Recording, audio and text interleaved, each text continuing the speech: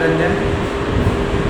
मैं बीएड का paper 5 under standing discipline and subject के बारे में आपको मैं बताने जा रहा हूँ। ये जो पेपर जो है पेपर 5 है, ठीक है। मैं आपको इम्पोर्टेंट ऑफ डिसिप्लिन के बारे में बताने जा रहा हूँ, जो अनुशासन का जो है महत्व है। और ये क्या है, महत्व क्या है, महत्व के बारे में मैं आपको बताऊँगा। पृथ्वी पर जन्म लेते हैं तो उसके बाद पृथ्वी पर जब जन्म लेते हैं उसके बाद हमें अलग अलग लोगों द्वारा अच्छी आदतें सिखाई जाती हैं। हमें क्या किया जाती है, अच्छी आदतें सिखाई जाती है। ये अच्छी आदतें हमें इसलिए सिखाई जाती है कि ये अच्छी आदतें तो हमें इसलिए सिखाई जाती है ताकि हम अच्छे इंसान बन सके। ये आदतें हमारे बड़ों यानी हमारे माता पिता एवं शिक्षकों द्वारा प्रदान की जाती है, जो हमारे जीवन को आसान बनाती है। और ये मैं आपको इसके बारे में इम्पोर्टेंट ऑफ डिसिप्लिन का आपका जो है अप्लाटून के अनुसार दिए गए हैं। अप्लाटून के अनुसार एक राष्ट्र का निर्माण चट्टानों तथा वृक्षों से नहीं किया जाता है, वरना उसके नागरिकों के चरित्र से निर्मित किया जाता है। ये अप्लाटून के अनुसार ये मनोवैज्ञानिक है जो दिए हैं इम्पोर्टेंट ऑफ डिसिप्लिन के बारे में कि एक राष्ट्र का निर्माण चट्टानों तथा वृक्षों से नहीं किया जाता है, वरना उसके नागरिकों के चरित्र से निर्मित किया जाता है। और ये आपको दूसरा मनोवैज्ञानिक है रेन के अनुसार, रेन के अनुसार जो कि इम्पोर्टेंट ऑफ डिसिप्लिन के बारे में बताया है। जिस प्रकार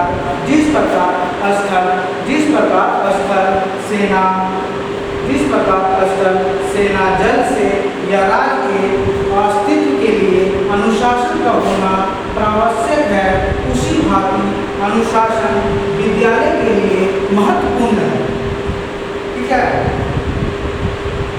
और ये आपका तीसरा मनोवैज्ञानिक है जो टीपी नन के अनुसार इम्पोर्टेंट ऑफ डिसिप्लिन के बारे में बताया। अनुशासन का अर्थ अपने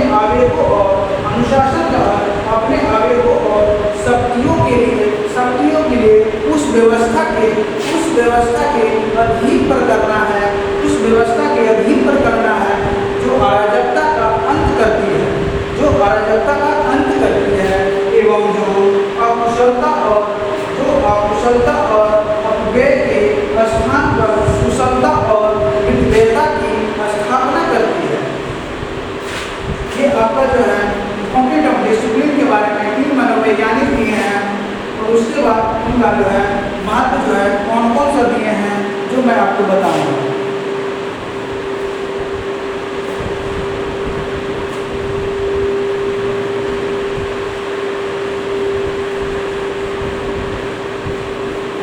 ये महत्व जो है पहला पॉइंट आपका जो है इधर बताया है। आपका पहला पॉइंट है असंतुलित ज्ञान का अर्जन एवं शिक्षण। जो आपका पहला पॉइंट है असंतुलित ज्ञान का अर्जन एवं शिक्षण। और दूसरा पॉइंट है सर्वोत्तम दायित्व निर्वहन की योग्यता का विकास। ये आपका दूसरा है सर्वोत्तम दायित्व एवं योग्यता का विकास। और ये आपका तीसरा पॉइंट है शैक्षिक समस्याओं में समाधान की योग्यता का विकास। ये आपका तीसरा पॉइंट है शैक्षिक समस्याओं में समाधान की योग्यता का विकास। और ये चौथा पॉइंट आपका है प्रभावी शिक्षण अधिगम प्रक्रिया का विकास। और ये आपका पांचवा पॉइंट है विषयों के चुनाव में उपयोगिता। आपका जो पांचवा पॉइंट है विषयों के चुनाव में उपयोगिता। और ये छठा पॉइंट है व्यापक अधिगम। छठा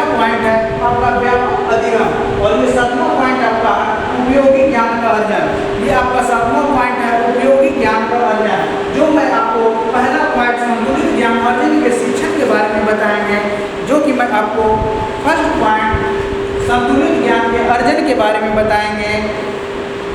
संतुलित ज्ञान तथा अर्जन शिक्षण विषयों वर्गों के ज्ञान के आधार पर ही संतुलित ज्ञान का अर्जन, संतुलित ज्ञान के अर्जन शिक्षक द्वारा किया जाता है। ये जो आपका पहला पॉइंट है संतुलित ज्ञान का अर्जन, और ये आपका दूसरा पॉइंट है सर्वोत्तम दायित्व निर्वहन की योग्यता का विकास, सर्वोत्तम दायित्व योग्यता का विकास, जो मैं आपको बताने रहा हूँ कि अपने ज्ञान के आधार पर ही एक शिक्षक विभिन्न विषयों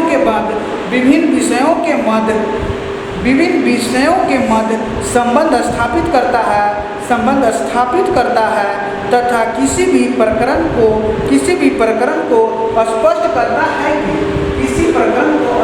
करता है कि उदाहरण के रूप में विज्ञान का शिक्षक जीव विज्ञान, भौतिक शास्त्र, रसायन शास्त्र के मध्य संबंध स्थापित करते हैं। और ये आपका तीसरा पॉइंट है शैक्षिक समस्याओं के समाधान में योग्यता का विकास। ये आपका तीसरा पॉइंट है शैक्षिक समस्याओं में समाधान की योग्यता का विकास। जो आपका तीसरा पॉइंट है जो कह रहा है विषय वर्गों के ज्ञान के मध्य माध्यम से ही एक शिक्षक शैक्षणिक समस्याओं का समाधान कर सकता है। क्या कर सकता है? समाधान कर सकता है। कभी कभी किसी प्रकरण को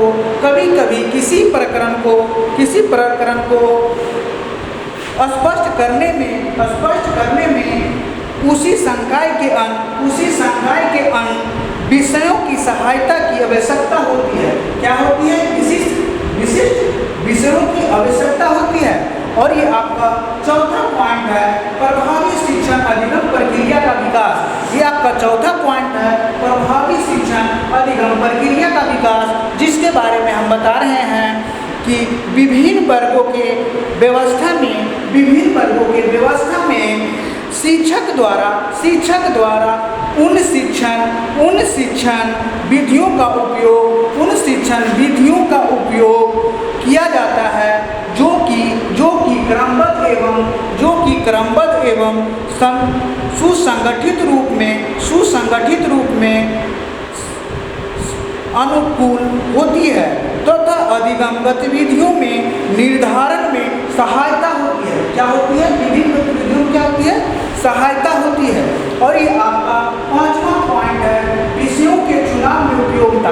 ये जो कर रहा है अनुशासन में कर रहा है कि विषयों की चुनाव में उपयोगिता। ये उपयोगिता किस रूप में होगा जो मैं आपको बता रहा हूँ। उपयोगिता होता है विषय वर्गीय ज्ञान के आधार पर, जो कह रहा है विषय वर्गीय ज्ञान के आधार पर ही छात्रों के समझ समानता एवं उपयोगिता के आधार पर विषयों का जो समूह है प्रस्तुत किया जाता है। जैसे विषयों का जो समूह होता है क्या होता है? विषयों का जो समूह होता है जिसमें होता है जिसे विज्ञान बोला जाता है, विज्ञान संकाय, कला संकाय एवं वाणिज्य संकाय आदि ये हैं। ये क्या है? विषयों का चुनाव होता है जिसमें क्या होता है? पेपर होता है, सब्जेक्ट होता है। विषयों का चुनाव में होता है विषय जो है विज्ञान संकाय होते हैं और उसमें कला संकाय होते हैं और वाणिज्य संकाय होते हैं। और ये आपका छठा पॉइंट है व्यापक अधिगम। व्यापक मतलब जो है विस्तार रूप से, इसका जो व्यापक है विस्तार रूप से जो होता है अधिगम होता है, जिसमें अनुशासन किस तरह से होता है। जो व्यापक होता है प्रत्येक गतिविधि में किसी दूसरी गतिविधि से संबंधित होती है। क्या होती है? किसी दूसरी विधि से संबंधित होती है तथा उसके मध्य एक अनुशासकीय संबंध पाया जाता है। जिस प्रकार छात्रों को व्यापक आधार पर अधिगम प्राप्त होता है। जो क्या होता है? छात्रों को क्या होता है? विभिन्न रूप में क्या होता है? अधिगम प्राप्त होता है। और ये आपका सातवां पॉइंट है उपयोगी ज्ञान का अर्जन, उपयोगी ज्ञान का अर्जन, सभी संकायों के मध्य, जो संकायों का मध्य कर रहा है तो क्या कर रहा है कि बीच में कर रहा है, सभी संकायों के मध्य एक विशेष संबंध, एक क्या होना चाहिए, विशेष संबंध होना चाहिए, क्योंकि अनुशासित ज्ञान का प्रमुख आधार, अनुशासित ज्ञान का क्या होना चाहिए, एक प्रमुख आधार होना चाहिए, उपयोगिता में वृद्धि करना, उपयोगिता में क्या करना चाहिए, वृद्धि करना चाहिए।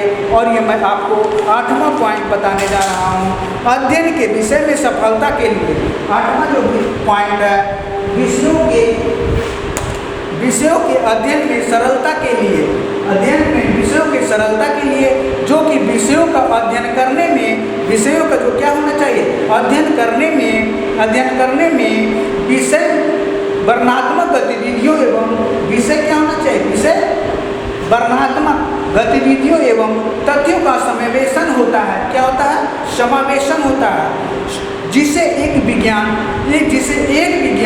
दूसरे विज्ञान से सहसंबंध रखता है। क्या रखता है, सहसंबंध, मतलब एक दूसरे से क्या होता है, सहसंबंध रखता है। और ये मैं आपको 8वां पॉइंट बताने जा रहा हूँ, समन्वित अधिगम।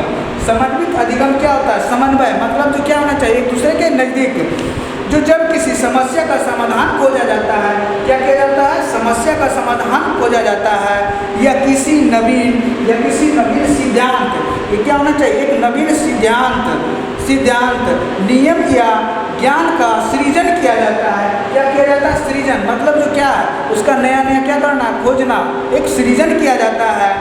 तो इन सभी विषयों एवं संकायों का समन्वय अध्ययन किया जाता है। क्या किया जाता है, अध्ययन किया जाता है। इस अध्ययन को समन्वित अध्ययन कहते हैं। क्या कहते हैं, इस विषय को क्या कहते हैं, समन्वित अध्ययन क्या कहते हैं। इसमें जो इम्पोर्टेंट ऑफ डिस्टेंस के बारे में मैं आपको इतना ही था, और मैं आपको नेक्स्ट क्लास में मैं आपको इसका प्रकार बताऊंगा।